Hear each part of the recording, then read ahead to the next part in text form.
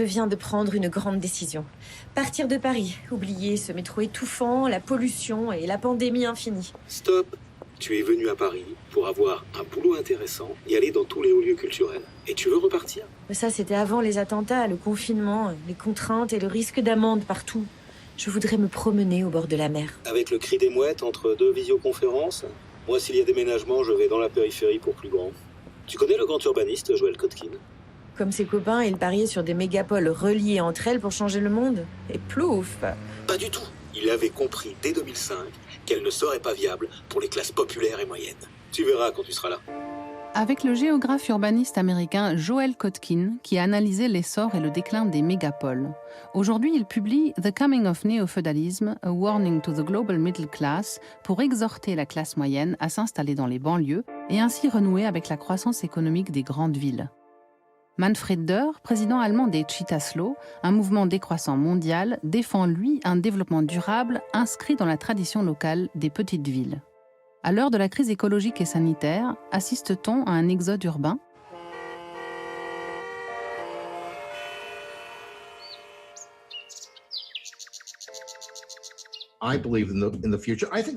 J'ai confiance en l'avenir. Les centres de Paris et Manhattan s'en sortiront bien, mais ils vont devenir ce que H.G. Wells avait prédit en 1905, il me semble, des lieux de connexion et de rendez-vous. Des professionnels de haut vol y vivront, et des gens fortunés, car eux, bien sûr, ont aussi des maisons de campagne et peuvent quitter la ville. Mais les populations des centres-villes, qui ont beaucoup diminué depuis 1950, déclineront encore, mais pour se reconfigurer différemment. L'impact important de la pandémie est d'avoir accéléré ce phénomène qui s'amorçait déjà, à savoir la montée du télétravail. Et cette évolution change tout.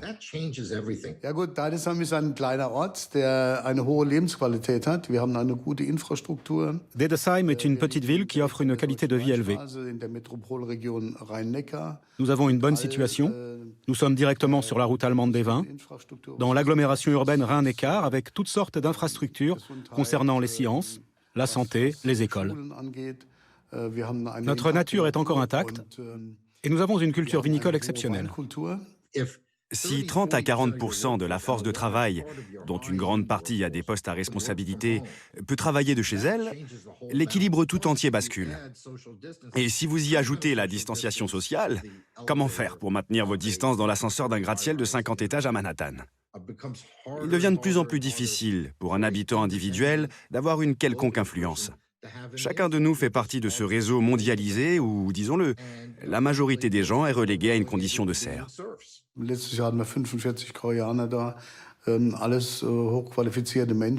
L'année dernière, nous avons reçu la visite de 45 Coréens, des personnes très qualifiées, qui s'intéressent à notre mode de vie et à la qualité de vie que nous nous efforçons de maintenir. Ils envisagent de mettre en pratique le même concept dans leur région, dans des métropoles très peuplées avec des personnes ayant des postes à responsabilité qui sont stressées et qui ont besoin d'une certaine qualité de vie. Ils essayent donc maintenant, avec le projet qu'on appelle internationalement Urban Planning, dans le mouvement Cheetah-Slow, de repenser leur ville ou certains quartiers de leur ville pour offrir aux gens des conditions de vie correctes.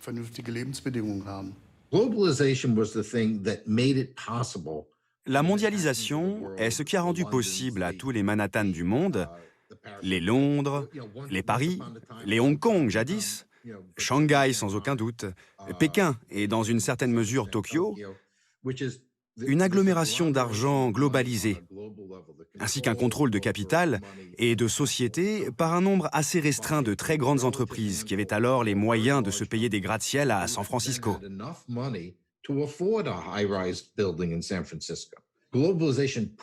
Je veux dire par là que la mondialisation a accentué la densification urbaine parce qu'elle la justifiait. Si vous voyagez beaucoup, vous avez besoin d'être près d'un grand aéroport. Et donc, si nous évoluons vers un mode de vie moins voyageur et plus recentré sur nos communautés respectives et notre économie nationale, cette tendance va changer. Je pense qu'elle causera une dispersion croissante. Wir haben ja in der Welt inzwischen 266 Gemeinden in 30 Ländern. Aujourd'hui, nous avons dans le monde 266 communes répartis dans 30 pays différents et des conditions de vie qui varient beaucoup d'un endroit à l'autre. Nous essayons, grâce au concept et à la réalisation des objectifs de Chittaslow, de redonner un travail aux personnes sans emploi et surtout de générer des emplois utiles. Et nous essayons bien sûr aussi, à d'autres niveaux, de donner aux gens des possibilités de bien vivre ici, d'être bien logés et à des prix abordables. S'ils veulent vivre dans un lieu plus spacieux, les gens doivent compter 1 heure de transport pour juste aller au travail. Que ce soit en train ou en voiture, c'est une perturbation quotidienne terrible. En fait, d'un point de vue historique, ce phénomène du trajet quotidien est relativement récent. Dans la plupart des villes, les gens allaient travailler à pied. Si nous pouvions donc revenir à la marche ou au vélo, au travail à domicile ou à proximité, je pense que ce serait un progrès pour l'environnement et pour les familles.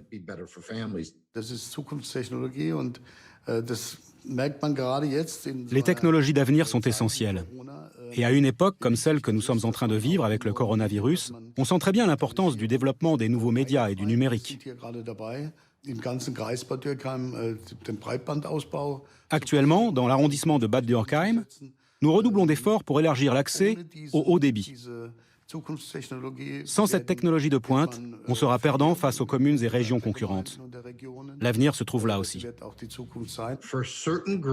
Pour certains groupes, à certains moments de leur vie, la densité est un excellent choix.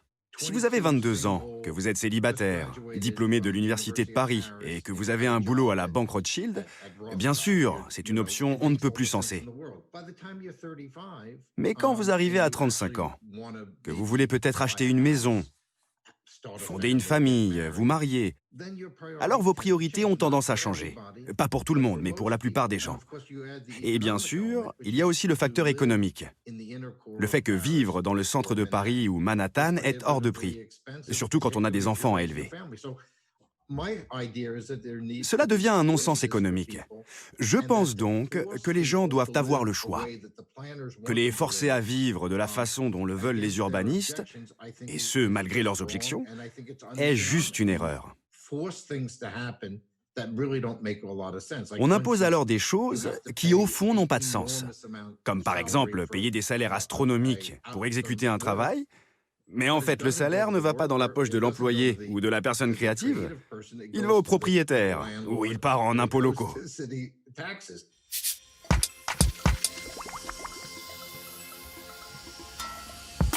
La prise de conscience écologique et la pandémie ont bouleversé les prévisions des urbanistes. En vigueur depuis le 19e siècle, le cadre de la grande cité comme lieu de réussite sociale s'estompe. La qualité de vie devient une nouvelle quête de la classe moyenne. Beaucoup veulent échapper au triptyque métro, boulot, dodo, tandis que les métropoles, privées de leur lieu de culture, perdent leur attractivité. D'autant plus que la peur de la Covid-19 rôde dans les transports en commun bondés. L'essor du télétravail a produit une demande pour des villes moyennes et petites. Accessibilité et haut débit sont requis. Le mouvement des Chittaslow, ou villes lentes, né en Italie en 1999, est en pleine expansion. Avec le désir d'un quotidien moins agité, va-t-on assister à un exode urbain? Ou verrons-nous les mégapoles s'effriter en une périphérie sans fin, à l'image de Los Angeles?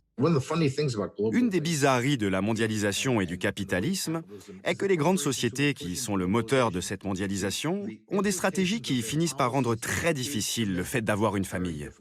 Or, si vous n'avez pas de famille, vous n'avez pas de clients et vous n'avez pas d'employés. Si on accroît encore la densité, on provoque automatiquement une baisse de la natalité. En d'autres termes, on amorce alors un fort déclin de la population. Dans une famille avec plusieurs enfants, quand les parents doivent passer au télétravail, quand ils se mettent à travailler à la maison, ça devient très très compliqué. Nous réfléchissons à la possibilité de permettre à ces personnes de se rendre en ville pour quelques heures, dans des centres offrant l'infrastructure nécessaire pour travailler et être en contact avec leur entreprise. Je pense qu'il faudra encore beaucoup réfléchir pour concevoir de nouvelles structures de travail dans le respect de l'être humain. Et nous voyons déjà ce que ça donne. Le Japon en est un parfait exemple. En fait, le Japon est probablement en tête de cette tendance. On parle d'un pays qui, en 2050, aura davantage de citoyens de plus de 80 ans que de moins de 15 ans. Je ne sais pas comment cela peut fonctionner comme société. Ce n'est certainement pas le genre de société que je souhaite, et pourtant je suis plus près de 80 ans que de 15. Le second problème, c'est que vous n'avez aucune chance de devenir propriétaire, ce qui signifie une concentration croissante de la propriété dans quelques mains, d'où la thèse de ce que j'appelle néo-féodalisme. Vous avez de moins en moins de possédants, ils deviennent incroyablement riches et la classe moyenne se retrouve dépendante de ce que Marx appelait l'homonoprolétariat.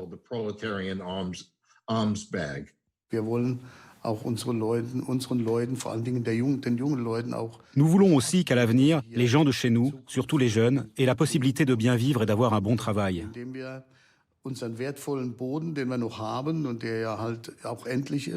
Nous souhaitons développer le territoire précieux qu'il nous reste, mais qui est limité, de façon à ne pas attirer uniquement des personnes riches ayant les moyens, mais aussi à créer des opportunités pour les citoyens normaux, pour les locaux, pour les jeunes familles.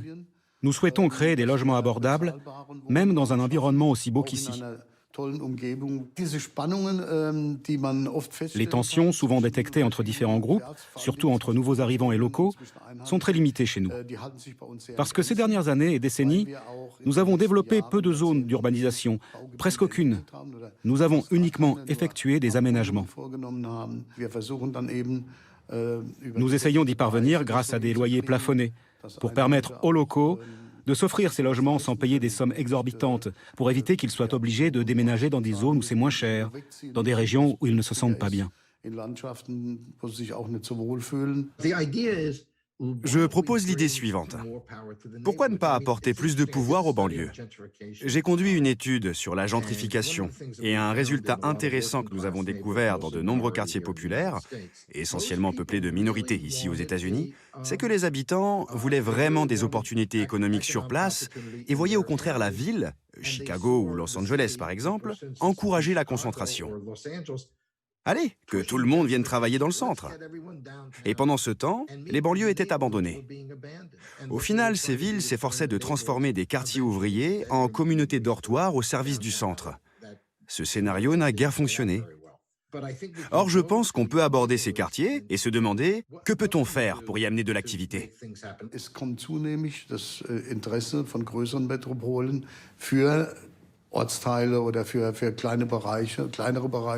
Les grandes métropoles s'intéressent de plus en plus à créer ce type de niche pour certains quartiers ou certains domaines urbains, afin d'offrir aux habitants une meilleure qualité de vie.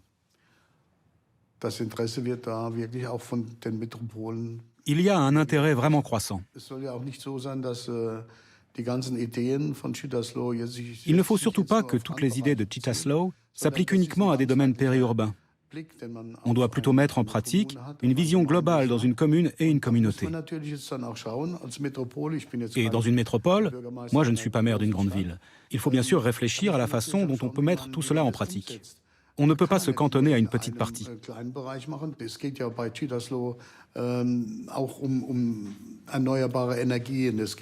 Chittaslow se penche aussi sur les énergies renouvelables, sur les nouvelles technologies et tout ça. Il faut travailler à plusieurs niveaux pour transformer sa ville pour l'avenir, pour une meilleure qualité de vie des habitants.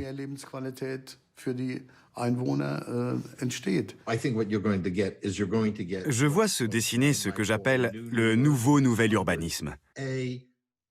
À mesure que les populations s'éloignent du centre-ville, les aménagements vont devenir impératifs. Les équipements culturels, les restaurants, etc. Si on veut de la bonne cuisine ethnique, maintenant on va en banlieue, là où habitent ces communautés. La meilleure cuisine vietnamienne hors du Vietnam se trouve sans doute ici, dans le comté d'Orange. Si vous voulez un bon repas indien dans l'agglomération de Houston, vous allez dans le comté de Fort Bend. Et pour le meilleur éventail de cuisine chinoise, vous avez la vallée de San Gabriel ou bien Irvine, en Californie, ou encore le secteur de Bel Air à Houston. Nous avons par exemple développé un livre pour enfants qui les initie aux enjeux de leur ville. Nous avons fait en sorte que les différents chapitres traités soient également abordés dans la pratique. Nous avons présenté des produits régionaux aux enfants et ils ont pu les goûter. En plus, beaucoup de nos domaines viticoles essayent bien sûr de faire connaître à leurs clients le travail de la viticulture. La nourriture, c'est de plus en plus important dans la vie des gens. Enfin là, c'est produits régionaux versus diversité des cultures alimentaires. Tu exagères toujours. Bon, moi, il faut que je rachète de la farine. Ce qui va se passer fondamentalement, c'est que les banlieues vont se mettre à fonctionner comme des villes en soi. En France aussi, c'est une question très importante, d'après plusieurs livres que j'ai lus là-dessus. Vous avez toutes ces petites villes et villes moyennes qui ont grosso modo été abandonnées. Quel gâchis! Quelle perte sur le plan immobilier, historique, culturel! Je pense à ces habitants de la France périphérique. C'est le terme employé, je crois. Pourquoi ne voudrait-on pas que ces endroits revivent? Une chose intéressante est la façon dont l'Allemagne, contrairement à la France, a réussi à maintenir toute une série de villes moyennes très dynamiques. J'ai toujours remarqué là-bas que de grandes entreprises n'hésitent pas à installer leur siège social dans des villes plutôt petites. Je ne pense pas qu'il y en ait autant en France. C'est un problème que l'Allemagne a mieux géré que beaucoup d'autres pays européens. Elle a réussi à maintenir une vie urbaine plus dispersée, avec aussi pour conséquence qu'on n'y trouve pas cet immobilier hors de prix que vous avez à Paris, Manhattan, San Francisco ou Londres. San Francisco, London. Wenn wir in den Westen der Pfalz ziehen oder gar nicht weit von uns weg. Si l'on va un peu plus à l'ouest du Palatinat, pas trop loin d'ici, on constate qu'il y a quelques communes où la jeunesse est beaucoup moins présente et où s'installe presque uniquement une clientèle particulière. On y recense beaucoup de surfaces vacantes.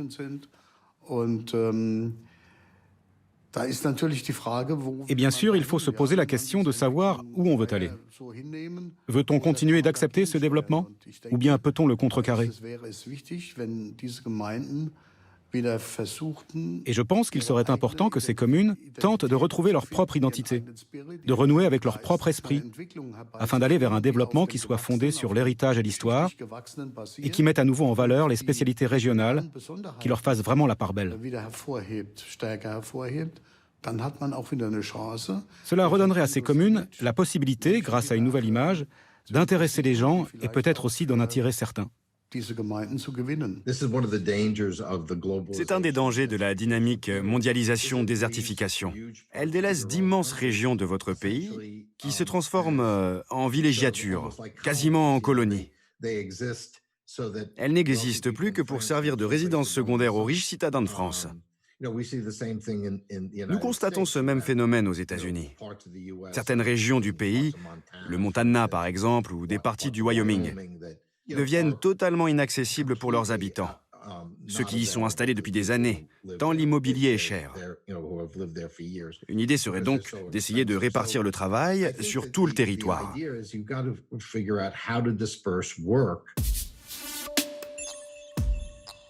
Selon les estimations de la Banque mondiale, en 1960, 66,4% des femmes et des hommes vivaient à la campagne, alors qu'en 2019, ils ne sont plus que 44,3% à habiter loin d'une zone urbaine.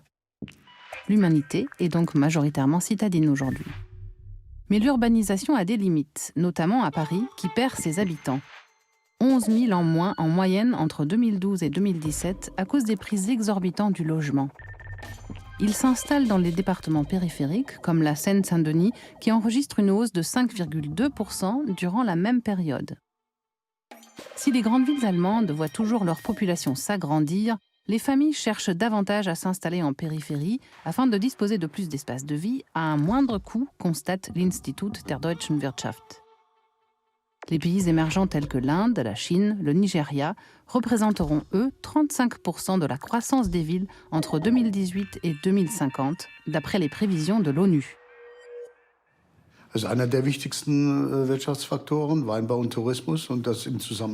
La combinaison de la viticulture et du tourisme est l'un des facteurs économiques les plus importants.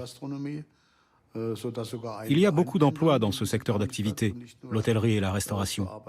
Si bien que certains se rendent tous les jours dans notre petite ville pour y travailler, et que les habitants d'ici n'ont pas à aller travailler ailleurs. L'importance de ce secteur est donc très élevée. Mais là encore, il nous importe de proposer un tourisme, non pas de masse, mais de qualité. Nous souhaitons mettre en place un tourisme individuel, qui attache les gens au lieu où ils se trouvent, qui favorise une identification et qui leur permet d'apprécier ce qui leur est offert. Par exemple, dans les endroits comme les cafés, les tavernes, les restaurants, où ils peuvent goûter à apprécier les produits locaux et régionaux.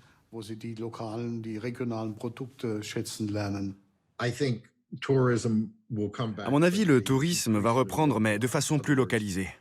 Par exemple, les New-Yorkais qui se seraient dit « si j'allais passer mes vacances en France » ou « je fais une virée dans le Colorado », vont se dire « bon, je vais juste aller dans les Adirondacks, ces montagnes près de New York ». Quand je vois ce que font les gens d'ici, en Californie du Sud, ils vont au parc national de Yosemite ou à Death Valley, dans des lieux accessibles en voiture. Je pense qu'on verra plus de tourisme local et qu'on ne reverra pas avant un moment le tourisme de masse qu'on avait auparavant. En tant que New-Yorkais d'origine, je peux dire que là-bas, où je me trouvais il y a quelques mois, juste avant les confinements liés au Covid, cela avait atteint un niveau insupportable. Une ville tellement bondée et saturée de touristes qu'on était sans cesse à se marcher les uns sur les autres.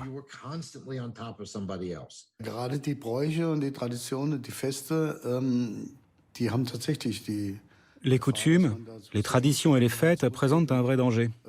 Celui de trop replonger dans le passé, d'être trop nostalgique, de dire que tout était mieux avant et ce genre de choses, et de maintenir les choses comme elles étaient.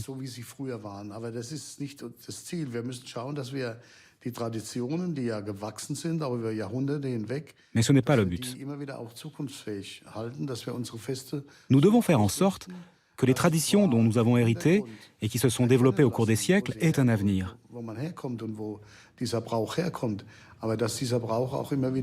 Que nous organisions ces fêtes de manière à laisser reconnaître le contexte historique, mais que cet usage soit toujours renouvelé, afin qu'il reste adapté à son époque, afin que cela parle aux gens et qu'il ne retombe pas dans un temps révolu.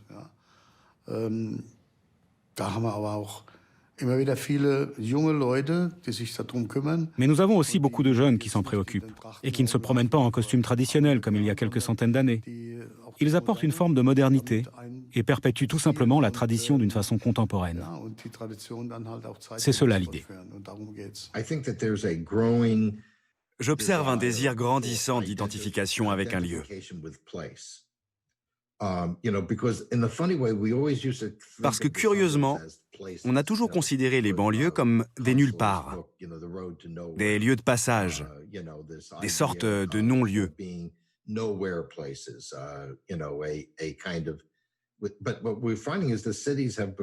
Mais on se rend compte maintenant que les grandes villes deviennent exactement comme ça. Moi, qui ai grandi à New York, je vois que de grandes parties de Manhattan sont d'un ennui stupéfiant. Vous n'avez plus que des chaînes commerciales. Il ne reste quasiment rien de ce qui faisait la spécificité du vieux New York. Dans certaines de ces villes plus petites où les gens s'installent maintenant, ils vont découvrir que, tiens, ici, dans cette petite ville française où j'habite, on y produit telle nourriture. On y fait cette cuisine particulière. Il y a des traditions, des fêtes de saints peut-être ou autres, qui sont des pierres de touche d'une identité.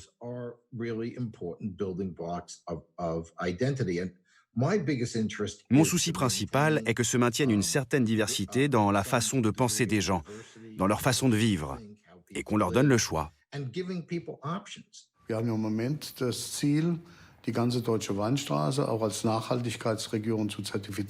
Notre objectif pour le moment, c'est d'obtenir pour l'ensemble de la route allemande des vins la certification de région durable.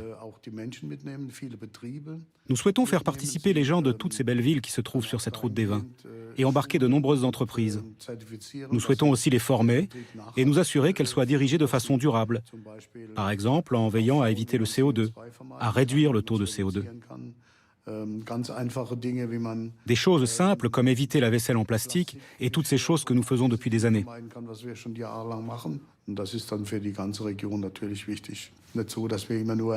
Et c'est évidemment important pour toute la région. Il ne faut pas se contenter de regarder notre propre nombril et tout ce que nous faisons. Dans ce monde globalisé, on ne peut pas uniquement se braquer sur son propre clocher. Il faut essayer d'embarquer toute la région et de mettre en avant les particularités régionales. C'est un autre objectif important de Cheetahs Law. Certaines personnes comprennent maintenant la direction que prend la mondialisation, la monopolisation, les oligarchies, le contrôle de la pensée.